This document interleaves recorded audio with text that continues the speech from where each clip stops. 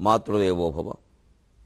నెమ్మది నేలపై బడియు నేత్రయుగమును విప్పినంత మా అమ్మయే. నెమ్మది నేలపై బడియు నేత్రయుగమును విప్పినంత మా అమ్మయే. ఆర్ద్రభావమెదనంటగా వాతెరజేర్చి విల్వమామ్మయే. ఆర్ద్రభావమెదనంటగా వాతెరజేర్చి విల్వమామ్మయే. తెలుగు పుస్తకమున తురతన్ పుటద్రిప్ప అందుమామ్మయే. తెలుగు పుస్తకమున తురతన్ పుటద్రిప్ప అందుమామ్మయే. ఈ ప్రపంచమది అంతయు అమ్మయటంచు దోచెడిన్. ఈ ప్రపంచమది అంతయు మా అమ్మయటంచు తోచెడిన్. ఏబిఎన్ ఆంధ్రజ్యోతి ప్రేక్షక మహాశయులందరికీ నవజీవన వేదం అనే కార్యక్రమంలో 146వ భాగానికి స్వాగతం పలుకుతున్నాం. ఈరోజు యావత్ భగవద్గీతలోనే అపూర్వమైన అధ్యాయానికి మనం స్వాగతం పలుకుతున్నాం. ఏకాదశోధ్యాయ విశ్వరూప సందర్శన యోగ. అర్జునుడు పరమేశ్వరుని యొక్క విభూతులు ఏ ఏ పదార్థాలలో ఏ ఏ వ్యక్తులలో విశేషంగా ఉన్నాయో చెప్పమని అడిగాడు. పరమాత్మ అతని కోరిక మేరకు చెబుతూనే చాలా జాగ్రత్తలు చెప్పాడు. ఈ పదార్థాల్లో ఈ వ్యక్తులలో విశేషంగా ఉన్నాను అంటే మిగిలిన చోట లేనని కాదయ్యా, లేనని కాదయ్యా, లేనని కాదయ్యా అని ముమ్మాటికి చెప్పాడు. మనం అనుసరిస్తున్న విధానాల్లో, పూజా విధానాల్లో ముఖ్యంగా ఇది చాలా జాగ్రత్తగా గమనించాలి. ఎవరు నమ్మినటువంటి విగ్రహాన్ని వారు మొత్తం సృష్టికి మూలమని వాదించడం, మిగిలిన వాటిని అవమానించడం, ఇది అనేక మత కలహాలకి, ఒకే రకమైన మతంలో కూడా కలహాలకి ఎలా దారితీస్తుందో మనం చూస్తూనే ఉన్నాం. సారాంశంగా గ్రహించవలసిన మాట, పరమేశ్వరుడు లేని చోటు లేదు, లేని వ్యక్తి లేడు, లేని పదార్థం లేదు. ఇక ఇప్పుడు మనం ఎవరిని అవమానించాలన్నా, ఎవరితో తగాదా పడాలన్నా 1కి 10 సార్లు ఆలోచించాల్సిందే.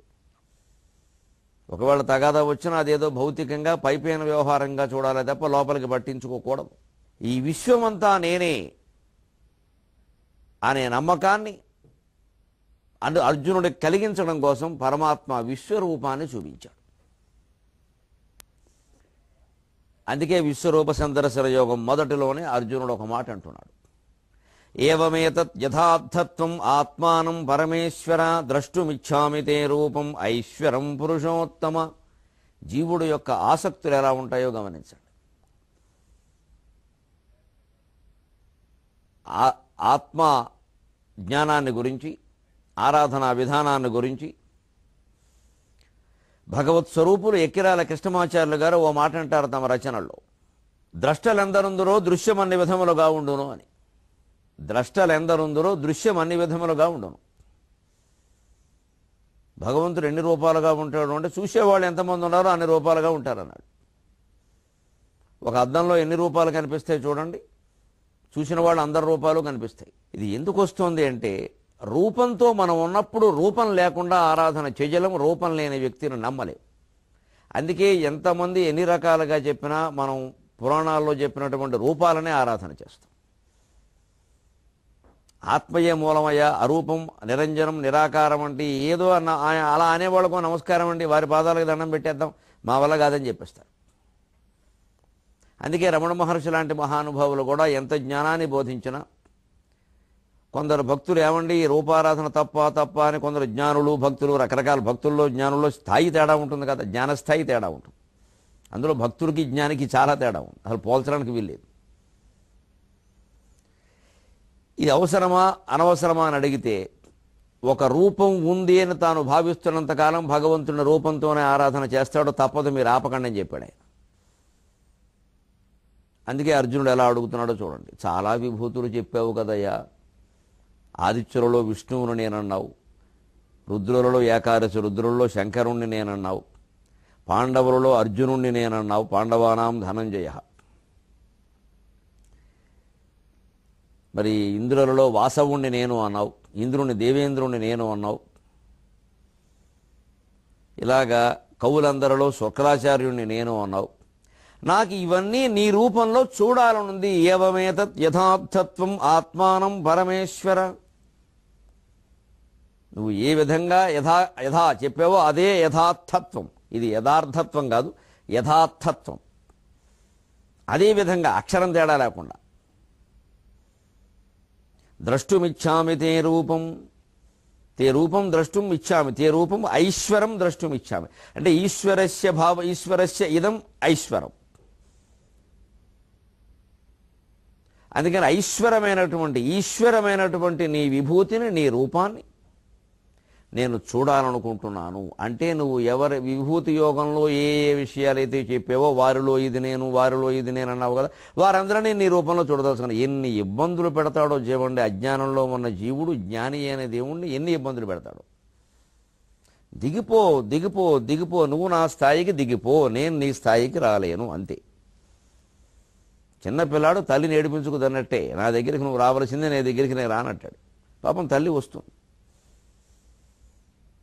అదే భగవంతుడికి మన మీద ప్రేమ వస్తాడు. ఈ ఐశ్వరం శబ్దాన్ని మనం జాగ్రత్త చెప్పుకోవాలి, బాగా చెప్పుకోవాలి. రూపాసక్తి అంటున్నాం మనం. భగవంతుడు ఎన్ని రూపాలైనా ధరించగలడు. 16,000 మందిని శ్రీకృష్ణుడు ఎలా పెళ్లి చేసుకున్నాడు, ఇది ధర్మమా అధర్మమా, ఎలా చేసుకున్నాడు అని దానికి ఇంకా రకరకాల వ్యాఖ్యానాలు కల్పించి అనేక రకాల వికృత వ్యాఖ్యానాలు కూడా చేసే మనుషులను మనం చూస్తున్నాం కూడా. అదేదో లైంగిక సామర్థ్యానికి సంబంధించిన విషయంగా మాట్లాడేవాళ్ళని కూడా చూసాం. ఈ అజ్ఞానం అంతా భాగవతంలో ఉండే ఈశ్వర శబ్దానికి బమ్మెరపోతన గారు ఆ 16,000 మందిని చేసుకున్న పెళ్లి ఘట్టంలో వాడిన పద్యంతో చూస్తే అర్థమైపోతుంది. ఈ శబ్దాన్ని అక్కడ చూస్తే ఇదే ఈశ్వర శబ్దాన్ని అక్కడ వాడాడు. ఎలా చేసుకున్నాడు 16,000 మందిని? ఆ 16,000 రూపాలు ఏమిటి? ఇప్పుడు అర్జునుడు కోరుతున్న రూపాలు ఏమిటి? ఐశ్వరం రూపం అంటే ఏమిటది? అమిత విహారుడు ఈశ్వరుడు అనంతుడు తానొకనాడు. అమిత విహారుడు ఈశ్వరుడు అనంతుడు తానొకనాడు. మంచి లగ్నమున 16,000 భవనంబులలోన 16,000 రూపముల 16,000 నృపబాలల ప్రీతి 16,000 చందముల విభూతిదలిర్పగా యథావిధిగా వరించె భూవర. విభూతిదలిర్పగా యథావిధిగా వరించె భూవర. 16,000 రూపముల విభూతిదప్పక యథావిధిగా వరించె భూవర. ఒక విభూతి చూపుచు అంటాడు పోతన గారు. అమిత విహారుడు ఈశ్వరుడు అనంతుడు. అగో ఈ అమిత విహారుడు తర్వాత ఉన్న ఈశ్వర శబ్దం భగవద్గీతలో 11వ అధ్యాయంలో ఇప్పుడు మనం చెప్పుకున్న శ్లోకంలో ఉన్న ఐశ్వరం రూపం శబ్దం సమన్వయం చేసుకోవాలి. అంచేత 16,000 రూపాలు ఒక ఆయన ధరించినప్పుడు 16,000 రూపాలు ప్రత్యేకమే. అంటే 16,000 మందిని పెళ్లి చేసుకున్నారు, కానీ ఒక్క కృష్ణుడు అనడానికి వీలేదు మనం. కానీ అన్ని రూపాలు ఒక ఆయనవే కింద మనకు కనపడుతున్నాయి కాబట్టి అది ఒక ఆయన చేసుకున్నట్టే లెక్క. ఏవమేతత్ యథార్థత్వం ఆత్మానం పరమేశ్వర ద్రష్టుమిచ్చామి తే రూపం ఐశ్వరం పురుషోత్తమ. ఈ ఐశ్వరం రూపం అంటే 16,000 రూపాల ద్వారా మనం చెప్పుకుంటున్నాం. ఒకే కృష్ణుడు 16,000 మందికి 16,000 కృష్ణులుగా కనిపించాడు. ఇది బాగా దృష్టిలో పెట్టుకోవాలి. ఏ స్త్రీ, వాళ్ళంతా గోపికలు అనుకుంటారు, పొరపాటు నృపబాలల 16,000 నృపబాలల 18 వాళ్ళంతా క్షత్రియకాంతలు. నరకాసురుడు వారిని బంధించాడు. నరకాసుర వధ శ్రీకృష్ణుడు చేశాడు. మళ్ళీ ఇప్పుడు మనం నరకాసుర వధ చేయమంటే చేయరు, చేయమన్న వాళ్ళనే చేస్తారు. ఆయన నరకాసురుడు క్షత్రియ స్త్రీలనే బంధించాడు, గోపికల్ని గొల్లవాళ్ళని బంధించే అవసరం ఆయనకి లేదు. వారందరూ నరకాసురుడు చనిపోయిన తర్వాత శ్రీకృష్ణుడిని అడిగితే మేము ఏం ఎలా బతకాలి, మమ్మల్ని ఎవరు స్వీకరిస్తారు, ఇప్పుడు వీడు చెరలో పెట్టాక ఏం చేశాడంటే ఏం చెప్పాలి, చెరలో పెట్టిన వాళ్ళు ఎవరినైనా అమ్మాయిలను ఏం చేస్తారో అందరికీ తెలుసు, కానీ మా పరిస్థితి ఏమిటి అంటే మేమంతా శ్రీకృష్ణుని వ్యక్తులం, శ్రీకృష్ణుని మనుషులం అని చెప్పుకోండి అంటే వాళ్ళు సంతృప్తి కలగకపోతే శ్రీకృష్ణుని భార్యలం అని చెప్పుకోండి అంటే అదేదో అయితే అయిపోతుంది కదా అన్నారు వాళ్ళు. వాళ్ళకి అంతకంటే ఐశ్వర్యం ఉంది అని చేసుకోండి. అంచేత వారికి ఒక్కొక్కరికి ఏ ఒక్క స్త్రీకైనా తన భర్తే రెండో ఆవిడతో కూడా ఉన్నాడనే విషయం తెలిస్తే స్త్రీ భరించగలదా? లేదు. అంచేది ఎవరి మటుకు వారికి వారితోనే తాను ఉన్నట్టు వారినే తాను పెళ్లి చేసుకున్నట్టు ఒక మహత్తరమైనటువంటి మాయ కలిగించాడు. మాయావీవ విజృంభయత్వేవ మహాయోగీవ యస్వేచ్ఛయ తస్మై శ్రీ గురుమూర్తయే నమయదం శ్రీదక్షిణామూర్తి. అంచేది శ్రీకృష్ణుని దృష్టిలో ఆయన ఒక్కడే, ఎవ్వరిని ఆయన వివాహం చేసుకోలేదు. వీళ్ళందరి దృష్టిలో మాత్రం 16,000 వివాహాలు జరిగాయి, 16,000 మందిని చేసుకున్నాడు. అది వీరి దృష్టిలో భేదం, సృష్టిలో భేదం లేదు, మీ దృష్టిలో తప్ప. అందుకే శ్రీకృష్ణుడు బొమ్మ ఉన్న చోట కానీ, గుడి ఉన్న చోట కానీ, క్యాలెండర్ ఉన్న చోట కానీ శ్రీకృష్ణుడు పక్కనే 16,000 మంది కాదు కదా, 8 మంది కూడా ఉండరు, ఒక్క కృష్ణుడే ఉంటాడు. ఆయన దృష్టిలో వీళ్ళెవరూ భార్యలు కాదు, భర్తలు కాదు, ప్రియురాళ్ళు కాదు, ఏమీ కాదు. అవన్నీ వీళ్ళ దృష్టిలో ప్రకారం వీళ్ళ ఇష్టం అనుకోవచ్చు కాక. వీరు అనుకుంటే ఆయనకేం సంబంధం? ఇదే ఐశ్వర్యం రూపం. ఈశ్వరుడు ఆ మాయని కల్పించగలడు మనలో. మనకు ఎవరికి వారికి ఏదో కనిపించినట్టు మనం చూడండి. ఇప్పుడు రామభక్తుడికి రాముడి రూపంలో, కృష్ణ భక్తుడు కృష్ణుడి రూపంలో, అమ్మవారి భక్తుడికి అమ్మవారి రూపంలో దర్శనం వచ్చినట్టుగా మనకి చాలా సాక్షాత్కారాలు ఉన్నాయి. ఇప్పటికి కూడా మహత్తరమైన ఉపాసనలో ఉండేవాళ్ళు మా అమ్మవారు మాకు దర్శనం ఇచ్చింది అని అంటారు. పోనీ అబద్ధమని ఎందుకు అనుకోవాలో, నిజమే అనుకుందాం. మరి వారి అమ్మవారు వారు దర్శనం ఇచ్చింది అంటే మరికి ఇంకొకరికేమో రాముడి రూపంలో దర్శనం ఇచ్చిందంటే ఎందుకే రాముడు నిజమా అమ్మవారు నిజమా? ఇద్దరు నిజమే. ఈ 2 రూపాలు కూడా ఈ భక్తుల యొక్క ఆలోచనలు, భక్తుల భ్రమలు ఒక రకంగా చెప్పాలి. ఆయన అలా ఉంటే కావాలని అనుకున్నాడు, అలాగే భ్రమలో పడేసింది ఆవిడ. నేను ఇలాగే ఉంటాను రాబాలి, అతను నువ్వు నమ్మవు కదా. అంచేతనే ఈ రూపభ్రమలో మనం పడకూడదు. ఇది కేవలం భ్రమ. ఒకే వ్యక్తి ఇన్ని రూపాలు ధరించడం సాధ్యమా? మనమే ధరిస్తున్నామండి, మామూలు మనుషులం. హాయిగా మంచం మీద పడుకుని ఉన్నాం, కళ్ళలో మళ్ళీ వేరే రూపం వచ్చింది మనకి. 2వ రూపం ఎలా ధరించని చెప్పండి. ఆ కళ్ళలో ఉన్నది కళ అనుకోవద్దు, కళలో ఉన్నంతకాలం అది నిజం అనుకుంటున్నాం లేదా? మరి మనమే ఓ జీవుడు ఇంత చేస్తే ముద్దపప్పు నెయ్యి తప్ప మనకేం తెలియదు. మనం 2 రూపాయలు 3 రూపాయలు మనం ధరించగలేంది, ఆయన 16,000 రూపాయలు ధరించలేడా? అంచేతను ఈ జీవుడు అనేవాడు ఎప్పుడూ ఈ భ్రమలో ఉండి నాకు నీ రూపాలన్నీ చూపించి రూపాలు కావాలి ఎందుకంటే ఈ రూపంలో ఉన్నాడు. ఈ రూపాన్ని, అందుకే ఈ దేహ విదేహ కైవల్యం అంటారు. ఈ దేహం నుంచి విడిపోతే తప్ప ఆత్మజ్ఞానం అర్థమయ్యే విషయం కాదు. కానీ దురదృష్టమో అదృష్టమో ఏమిటంటే దేహంలో ఉన్నప్పుడే దీన్ని తెలుసుకోగలిగే అవకాశం. అంచే దేహంలో ఉండగానే దేహాన్ని విడిపోయామన్న భావనతో ప్రయత్నం చేస్తే తప్ప ఆత్మజ్ఞానం మనకు అర్థం కాదు. మరి అర్జునుడికి చూపించినటువంటి రూపాలు ఎలా ఉన్నాయో, ఎలా చూపించాడో ఆ దివ్యమంగళ రూపాన్ని చూసి ఈయన భావనలు ఎలా ఉన్నాయో ఇవన్నీ మనం తర్వాత చూద్దాం. విశ్వరూప సందర్శన యొక్క పరమార్థాన్ని వచ్చే భాగం నుంచి వరుసగా చెప్పుకుందాం. మనం దాని పరమార్థాన్ని నవజీవనానికి అన్వయం ఏమిటో కూడా చూద్దాం, చూస్తే ప్రయోజనం ఏమిటో కూడా చూద్దాం. ఇక ఇప్పుడు ఏ దేహాన్ని పూర్తిగా విడిచిపెడితే తప్ప, ఏ దేహ భ్రాంతిని విడిచిపెడితే తప్ప, ఈ దేహమే ఆత్మ, దేహమే సర్వస్వం అనుకునేటువంటి భ్రాంతిని విడిచిపెడితే తప్ప మనం ఏ రకంగానో ఆధ్యాత్మికంగా పురోగమించలేము. అంతేకాదు నూతన జీవనంలో ఎవరికీ ఏ సాయము చేయలేము. 10 మందికి మానవ సేవ చేయాలన్నా 10 మంది మాధవుడు అన్న విషయాన్ని గ్రహించాలి. అందుకే మానవ సేవ, మాధవ సేవ అన్న. ఆ 10 మంది పరాయి వాళ్ళు అనుకుంటే మనం చేయాల్సిన అవసరం లేదు, చేయడానికి మనసు ఒప్పుకోదు. అంచేత ముందు ఈ దేహం యొక్క అశాశ్వతత్వాన్ని తెలుసుకోవాలి. ఇది మనం కాదని ఎలా తెలుసుకోవాలి? దుర్జుడు చెబుతున్నాడు. తరగల్ పిప్పల పత్రముల్ మెరుగుటద్దంబుల్ మరుద్దీపముల్ కరికర్ణాంతములు ఎండమావులతతుల్ ఖద్యోత కీట ప్రభల్ సురవీధి లిఖితాక్షరంబులసువుల్ జ్యోత్స్నాపయఃపిండముల్ సిరులు ఇందేలమదాంధులౌదురు జనుల్ శ్రీకాళహస్తీశ్వర. ఈ దేహం ఎటువంటిది, అందులోనూ ధనం ఎటువంటిది? అసలు ఈ ప్రాణాలు, దేహం అంటే ప్రాణమే కదా, ప్రాణం ఉంటే దేహం ఉన్నట్టు. దేహం ఉంటే ప్రాణం ఉంటుందో చెప్పాలి, ప్రాణం ఉంటేనే దేహం ఉంటుంది, లేకపోతే దేహాన్ని వెంటనే తీసేస్తారు. కానీ ఆ ప్రాణానికి మూలం దేహమే. అందుకే దేహము పొల్లు, ప్రాణము అందులో ప్రాణం స్వరం. దేహం అక్షరమాలలో హల్లు లాంటిది. క గ గ అలా క ఖ గ గలో కకార పొల్లు, గకార పొల్లు, రకార పొల్లు, నకార పొల్లు అలాంటిదే ఈ దేహం. అందులో ఉండే ఆ కలిపితే కా అయింది, కకార పొల్లుకి ఆ కలిపితే కా అయింది, కకార పొల్లుకి ఈ కలిపితే కి అయింది, కకార పొల్లుకి ర కలిపితే క్రియ అయింది, కృష్ణుడు అయింది. అంచేత ఆ హల్లు, ఆ అచ్చు, లోపల ఉండే అచ్చు, దాని స్వరం అంటారు. ఆ స్వరమే ప్రాణం. ప్రాణాక్షరం అంటే అచ్చే. సంధుల్లో కూడా ఆ అచ్చే చాలా ముఖ్యం. హల్లులు ఊరికే పోతూ ఉంటాయి, వస్తూ ఉంటాయి. హల్లులు ఊరికి కలిసిపోతూ ఉంటాయి. అచ్చులు కలిస్తే సంధి జరిగి తీరుతుంది. అచ్చు సాధారణంగా అచ్చు లోపించడం చాలా కష్టం. హల్లులు ఏముంది, తేలిగ్గా లోపిస్తాయి. అంచేత పొల్లు అంటే ధాన్యానికి పైన ఉండే పై పొట్టు లాంటిది. లోపల బియ్యం కోసమే కదా పంట పండించేది, పొట్టు కోసమేటి. అలాగని పొట్టును మాత్రం వినియోగించట్లేదా? ఆ బియ్యం మన చేతికి వచ్చే వరకు ఆ పొట్టు లేకపోతే బియ్యం రావు. అంచేతను దేని అవసరం దాని అంచేత ఆత్మజ్ఞానం మనకు కలిగే వరకు ఈ శరీరం ఉండాలి. బియ్యం మన చేతిలోకి వచ్చే వరకు పొట్టు ఉన్నట్టే, తీరా అన్నం వండేటప్పుడు ఆ పొట్టు తీసేసినట్టే ఆత్మజ్ఞానం మనకు కలిగే వరకు దేహాన్ని ఉపయోగించుకోవాలి. తర్వాత దేహం వదిలేక తప్పదు. ఓ ఊరు వెళ్ళడానికి రైలు ఎక్కాము, దిగిన ఆ ఊరు వచ్చిన తర్వాత దిగాలి, కానీ రైలు పట్టుకు వేలాడతానంటే మళ్ళీ ఎక్కడ ఎక్కామో అక్కడికే వస్తాం. అంచేది ఈ దేహం ఒక రైలు బండి లాంటిది, ఇది నశిస్తుంది, ఉండదు.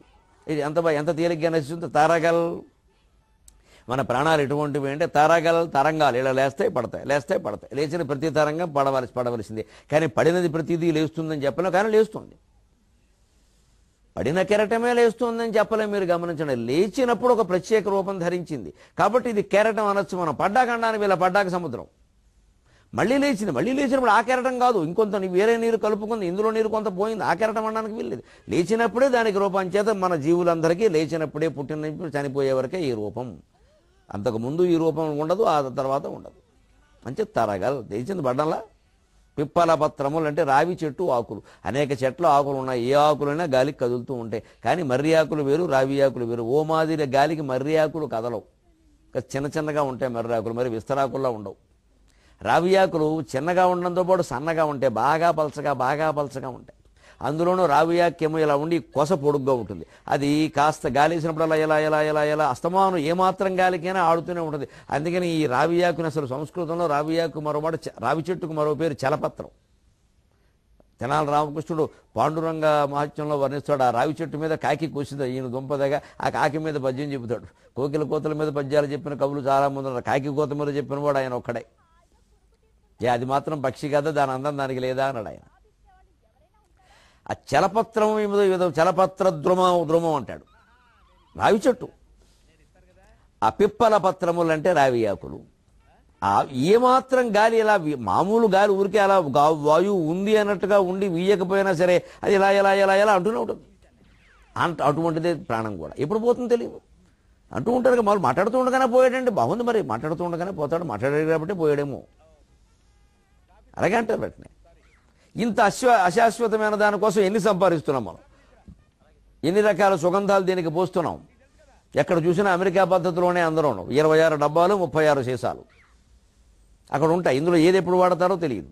అవన్నీ అలాగే ఉంటాయి. మీరు ఎన్ని పూసినా ఈ శరీరం మిగలదు. మెరుగుటద్దంబుల్, మెరుగు పెట్టినటువంటి అద్దాలు. వెనకాల అద్దం పెడితే అదేదో కాస్త కాంతిగా కనపడుతుంది, ప్రతిబింబం కనపడుతుంది. ఆ మెరుగు కాస్త చెరిగిందంటే అయిపోయినట్టే. ఈ శరీరం కూడా అంతే, మెరుగు పెట్టిన అద్దం. మెరుగు పెట్టినప్పుడు బాగానే ఉంటుంది. బంగారపు ఉంగరాలకే మెరుగు దిక్కులేదు, మళ్ళీ ఓ నెలల్లో మెరుగుపోతే మళ్ళీ మెరుగు పెట్టించుకుంటున్నాం నగలకి. మామూలు వాటి విషయం చెప్పేదేముందండి. అంచేత మెరుగు పెట్టినంత కాలమే ఉంటుంది. మెరుగు కూడా ఉండదు. పొద్దున్నే సబ్బు రుద్దాం, మళ్ళీ సాయంత్రానికి కంపు, మళ్ళీ సాయంత్రం రుద్దాం, పొద్దున్న కంపు. ఎన్ని సబ్బులు ఎరగదీసాం, ఎన్ని జబ్బులు తెచ్చిపెట్టుకున్నాం. అంచేత మెరుగుటద్దంబులు, మెరుగు పెట్టిన అద్దం ఇది స్థిరం కాదు, మెరుగు పెట్టినంతకాలం ఉంటుంది, మళ్ళీ మెరుగు పెట్టాల్సిందే. మరుద్దీపములు, గాలిలో పెట్టిన దీపం దేవుడా నీదయ్య అంటారు. గాలిలో దీపం పెట్టి దేవుడా నీదయ్య అంటే కుదురుతుందా అంటారు. గాలి వీస్తున్నప్పుడు దీపం ఉంటుందా పోతుందా అంటే ఎవరు చెబుతారు? ఉండొచ్చు. ప్రచండమైన గాలి వీసినా ఆగిన దీపాలు ఉన్నాయి. ఒక వేదికల మీద జ్యోతి ప్రజ్వలనాన్ని పెడతారు, ఇంకా పెట్టకుండానే ఆరిపోతాయి. ఆ ఏర్పాటే ఎలా ఉంటుంది అసలు. ఎందుకంటే సంస్థ కూడా అదే అని వారి ఉద్దేశం. ఇది నిలబడడం కోసం పెట్టిన ఏదో గొప్ప, ఎవరో వచ్చారు వారి చేత ప్రారంభం చేద్దాం, తర్వాత మూసేద్దాం. అందుకని వీరి సంకల్పం ప్రకారమే ఆ దీపం కూడా ఉంటుంది. మరుద్దీపములు, గాలిలో పెట్టిన దీపం. ఇంత అశాశ్వతమైన దేహం కోసం మనం ప్రాకులాడడం భావ్యమేనా? తరగల్ పిప్పల పత్రములు, మెరుగుడద్దంబుల్, మరుద్దీపముల్, కరికర్ణాంతములు, ఎండమావుల తతుల్, ఖద్యోత కీట ప్రభల్, సురవీధి లిఖితాక్షరంబుల సువుల్, జ్యోత్స్నాపయ పిండముల్, శిరులు అందేల మదాంధులౌదురు జరుల్, శ్రీకాళహస్తీశ్వర. తరగల్ పిప్పల పత్రములు, మెరుగుడద్దంబుల్, మరుద్దీపములు, కరికర్ణాంతములు. కరి అంటే ఏనుగు, కర్ణం అంటే చెవి, అంతం అంటే చివర. ఏనుగు చెవుల కొసలు, ఏనుగుకి ఇంత పెద్ద చాటలంత చెవులు ఉంటాయి, దాని కొసలు మాత్రం ఎలా ఎప్పుడు ఆడుతూనే ఉంటాయి. వేరే పనేం లేదు. అలా ఆడడం ఎందుకయ్యా అంటే దాని మీద ఏనుగు దవడల మించి ఇలాగా ఒక రకమైన ద్రవం స్రవిస్తుంది, దాన్ని మదం అంటారు. ఆ మదజలమేమో తేనె రంగులో తేనె రుచితో సుమారుగా అలాగే ఉంటుంది కాబట్టి 9 రుచి వాళ్తూ ఉంటాయి. ఈ 9 అస్తమానం ఇలా వాళ్తూ ఉంటే చికాగ్గా ఉంటుంది, దురద పెట్టినట్టు. అందుకని ఏనుగుకి భగవంతుడు ఇచ్చిన శక్తి ఏమిటంటే పెద్ద పెద్ద చేటలు లాంటి చెవులు, దాంతో ఇలా అనుకోవడమే పని. సరిగ్గా అంటే బాగుండదుగా నేనేస్తాను. ఇవాళ మనకి అమ్మాయిలు చాలామందిని చూడండి, ఎవ్వరూ జుట్టు దువ్వుకోరు, కొబ్బరి నూనె రాసుకోరు, జడేసుకోరు, శుభ్రంగా జుట్టు విరబోసి తిరుగుతున్న వీడు అస్తమానం ఇలాగ ఇలాగ ఇలాగ ఇలాగ ఇలాగ ఇలాగ అంటే వీళ్ళు కూడా ఏనుగు చెవుల్లాగే తయారయ్యారు. దానికేమో గత్యంతరం లేక అది వీళ్ళు ఇదే గది కల్పించుకున్నారు. శుభ్రంగా ఇదివరకు ఆడవాళ్ళు హాయిగా ఉన్నదేదో శుభ్రంగా ఈ చివరి వెంట్రుక సహా ఇలా వెనక్కి ఆ చెవి వెనకాల ఎలా అడ్డం ఉండకూడదే చికాకు పని చేస్తుంటే అడ్డంగా ఉంటాయి అని ఇలా అనుకుని అయినా సరే ఏదో అన్నంలో ఒకటో అరో వెంట్రుకలు పడేవి. ఇవాళ ఈ జుట్టు విరబోసుకుని అమ్మాయిలు వడ్డిస్తే అన్నం ఉండదు, వెంట్రుకలే ఉంటాయి దాని నిండా. అందుకే వీళ్ళు వడ్డించడం కూడా మానేశారు. కేటరింగ్ గొడవలేదు.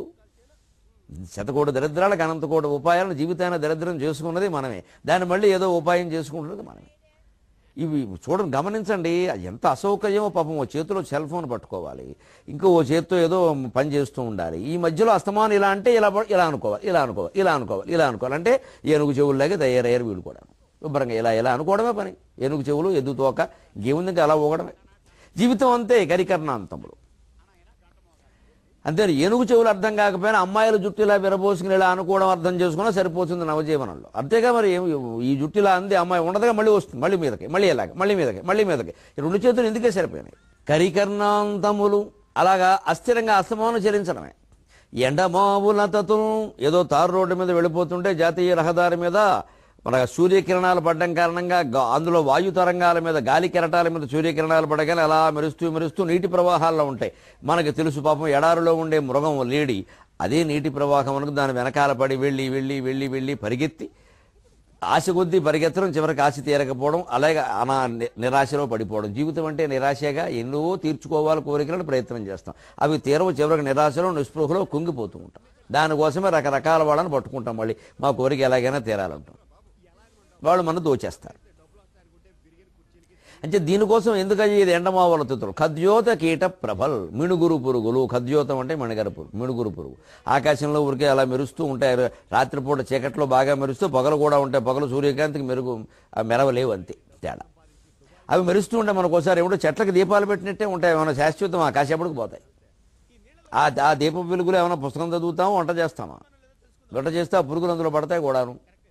అందుకని ఖద్యోత కీట ప్రభల. జీవితం అంతే ఈ దీప వెలుగు, మిణుగురు పురుగుల వెలుగు శాశ్వతము, ఉపయోగపడేది కానంటే జీవితం కూడా నీకు ఆత్మజ్ఞానం కోసం వినియోగించుకోకపోతే అది వృధా అయిపోయినట్టే. ఖద్యోత కీట ప్రభల్ సురవీధి లిఖితాక్షరంబు లసువులు. ఇక ఆకాశ వీధులు. సురవీధి అంటే ఆకాశ వీధి. ఆకాశ వీధిలో రాసినటువంటి అక్షరాలు. ఆకాశంలో అక్షరాలు రాస్తే ఉంటాయి, రాస్తూనే జరిగిపోతాయి. నీటి మీద రాత అంటారు. ఇలా ఎలా ఏదో రాస్తూ ఉంటే మన పేరు జరిగిపోతుంది. జీవితంలో మనం చేసుకున్న పనులు అంతే. నేను ఈ 2 లక్ష్యాలు సాధించాలని అంటాడు పాపం. ఆ 2 సాధించాక వెంటనే పోయాడు అనుకుందాం మనిషి. ఆ తర్వాత ఏమైనా జరిగిన సభలు కానీ, సన్మానాలు కానీ, ప్రచారాలు కానీ ఆయనకి ఏమైనా అందేయండి. ఇదే నీటి మీద రాతలు ఉంటాయి. ఈ జీవిత లక్ష్యాలన్నాం, ఆశయాలన్నాం, అదన్నాం, ఇదన్నాం, ఇవన్నీ నీటి మీద రాతలే. ఇవి ఏవి మనిషికి ఉపయోగపడేవి కావు, ఆత్మజ్ఞానం తప్ప. ఇవన్నీ ఏదో సాధించే వరకు వెంపర్లాట సాధించాక మహాసన్మానం జరుగుతుంది కదని చూడండి. ఆ సన్మానం, దాని తాలూకు ఆనందం 5 నిమిషాలు ఉండదు. ఈలోపు పైగా కొందరు విమర్శలు, కొన్ని గొడవలు ప్రారంభం. ఇక్కడ ఇంత జీవితాన్ని గడిపింది దీనికోసమేనా అనిపిస్తుంది. ఏదో ఒక పని ద్వారా మనకేదో పెద్ద ప్రఖ్యాతి వస్తుంది లోకంలో, చివరిగా ఆ పని ద్వారానే మన బతుకు మూతపడుతుంది కూడా. అది విచిత్రంగా ఉంటుంది. అంచేది వీటిని నమ్మకండి. ఇవన్నీ ఆకాశంలో రాసిన రాతలు లాంటివి. జ్యోత్స్నా పయఃపిండములు శిరులు.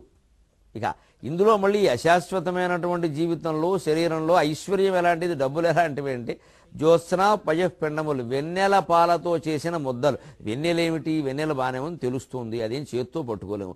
దాని పాలు ఏమిటి, వెన్నెల పాలు, అదే ఊహకి సంబంధించిన విషయం, నిజం కాదు. అందులో మళ్ళీ ముద్దలేమిటి, వెన్నెల పాలు ఏమిటి, ఆ పాలు ముద్దలు చేయడం, అన్నీ అబద్ధాలే, అన్నీ భ్రమలే. అంచేత మనం సంపాదించిన డబ్బులు కూడా భ్రమే. అర్ధానామార్జనం దుఃఖం ఆర్జితానాం చ రక్షణే.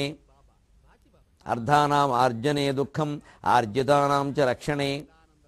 ఆయే దుఃఖం యయే దుఃఖం ధిగర్థం దుఃఖభాజనం. డబ్బు సంపాదించడం ఓ దుఃఖం, దాన్ని రక్షించుకోవడం మరింత దుఃఖం. ఎందుకంటే పన్ను కట్టాలి, పన్ను కట్టడం మనకి ఇష్టం ఉండదు.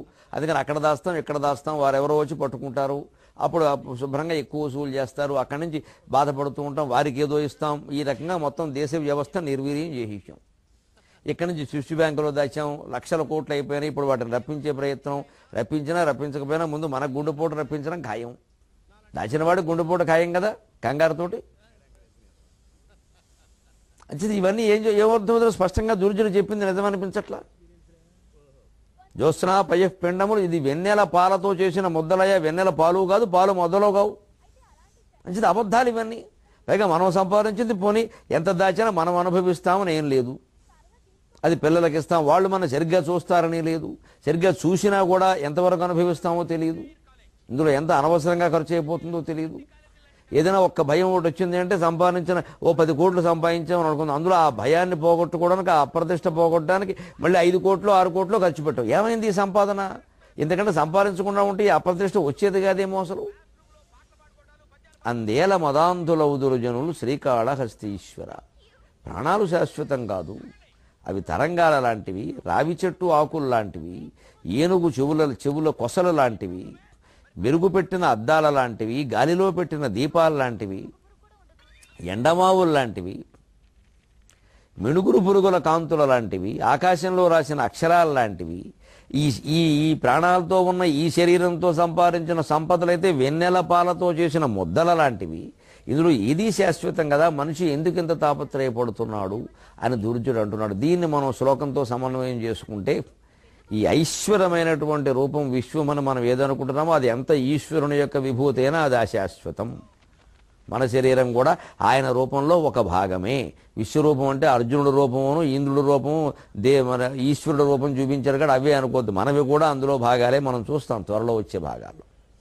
అంచేది ఇవి శాశ్వతం కాదు, వీటి నుంచి మనం బయటపడాలి. ఎందుకు మరి శరీరం ఉంటే కానీ తెలుసుకుందుకు వీల్లేదు, శరీరం ఉంటే తెలుసుకునే అవకాశం లేదు. పెళ్ళి అయితే కానీ పిచ్చి కుదరదు, పిచ్చి కుదిరితే కానీ పిల్లని ద్వారా అన్నట్టుగా ఉంది. అందుకని మనం ఏం చేయాలి? శరీరం ఏదో వచ్చేసింది కాబట్టి ఈ శరీరం ద్వారా ఆత్మజ్ఞానం పొందే ప్రయత్నం మాత్రమే చెయ్యాలి. మరిన్ని విశేషాలతో మనం నవజీవనానికి కొత్త దీపాన్ని వెలిగిద్దాం. 23:30 గంటల్లో మళ్ళీ కలుద్దాం. అంతవరకు తెలుగులో మాట్లాడదాం.